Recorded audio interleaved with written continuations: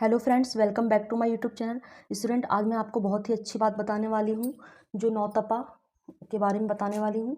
तो नौतपा क्या होता है, नौतपा के फ़ायदे क्या क्या हैं और नौतपा के नुकसान क्या क्या हैं, ये सारी चीज़ें देखेंगे। और नौतपा क्यों ज़रूरी है किसानों के लिए और अन्य चीज़ों के लिए, नौतपा क्यों ज़रूरी है, आज हम लोग देखेंगे।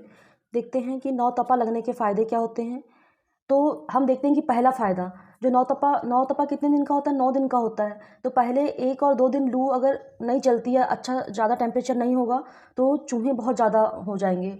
मतलब नौतपा क्या करता है, पहले और दूसरे दिन चूहों को, मतलब चूहे नष्ट हो जाते हैं। इससे बहुत ज़्यादा टेम्परेचर होने की वजह से क्या हो जाता है, चूहे नष्ट हो जाते हैं। तो 1 और 2 दिन में क्या होता है, चूहे मतलब नष्ट हो जाते हैं। फिर देखते हैं कि तीसरे चौथे दिन अगर नौतपा में अगर टेम्परेचर ज़्यादा रहा तो क्या होता है कि टिड्डियाँ के अंडे मर जाते हैं और खेतों को मतलब बचाते हैं, है ना। मतलब तीसरे और चौथे दिन अगर लू ना चली, अगर नौतपा नहीं हुआ, तो क्या होगा, टिड्डियों के अंडे नष्ट नहीं होंगे, जो खेतों में मतलब खेतों को नष्ट कर देंगे, ठीक है, जो फसलों को नष्ट कर देंगे। तीसरा क्या देखते हैं हम, 5वें 6वें दिन क्या होता है, आंधियाँ इतनी अधिक हो जाएंगी कि फसलें नष्ट हो जाएंगी। अगर नौतपा नहीं चलेगा तो 5वें 6वें दिन क्या होगा, आंधी बहुत ज़्यादा हो जाएगी, आंधी तूफान बहुत ज़्यादा हो जाएगा, फसलें नष्ट हो जाएंगी। 7वें 8वें दिन अगर नौतपा नहीं हुआ तो सांप बिच्छू अनियंत्रित हो जाएंगे और बहुत ज़्यादा मतलब पृथ्वी में फैल जाएंगे, ठीक है, और वो बहुत ही नुकसानदायक होंगे। इसलिए 6वें दिन बहुत ज़रूरी है नौतपा, 6वें 7वें दिन। 9वें दिन अगर नौतपा नहीं हुआ तो बुखार व फसलों को नुकसान पहुंचाने हुए कीट नष्ट नहीं होंगे।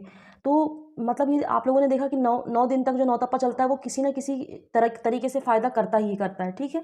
तो नौतपा होना बहुत ज़्यादा ज़रूरी है। इससे बैक्टीरिया वायरस जो आसपास के सब नष्ट हो जाते हैं, और क्या होगा, सांप कीड़े मकोड़े सब मर जाते हैं।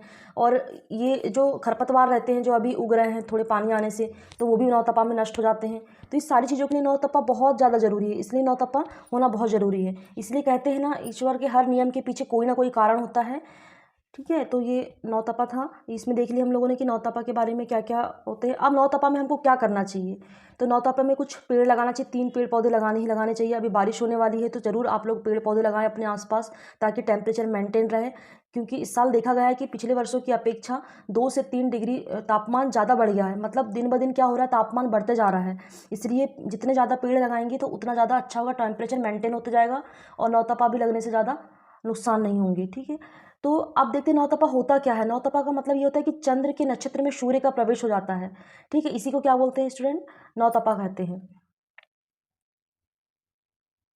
ठीक है। अब देखते हैं कि भीषण गर्मी में नौतपा खेती के लिए वरदान क्यों है और बेहतर पैदावार के लिए जल्द निपटा ले ये जरूरी काम, ठीक है। नौतपा की भीषण गर्मी भले ही आम जनजीवन के लिए कठिनाई भरी हो, अभी हमको लग रहा है कि बहुत ज़्यादा नौतपा है, लू लग रही है, बीमार हो रहे हैं, लेकिन यह किसानों के लिए एक वरदान भी है।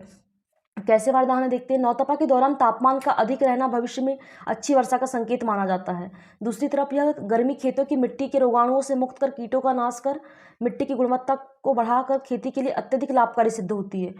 तो देखते हैं फ्रेंड्स कि नौतपा अगर है, ठीक है, तो क्या होगा, अपने खेत के सारे जीवाणु, मतलब जो खराब जीवाणु हैं, रोगाणु हैं, जो नष्ट हो जाएंगे। और अगर धोखे से नौतपा नहीं लगा, नौतपा में भी बारिश हो रही है, तो खेती की पैदावार भी कम होगी, क्योंकि ये सारे जो रोगाणु हैं जो फसलों को नष्ट करते हैं वो नष्ट नहीं होंगे, ठीक है, बहुत सारे नुकसान होंगे।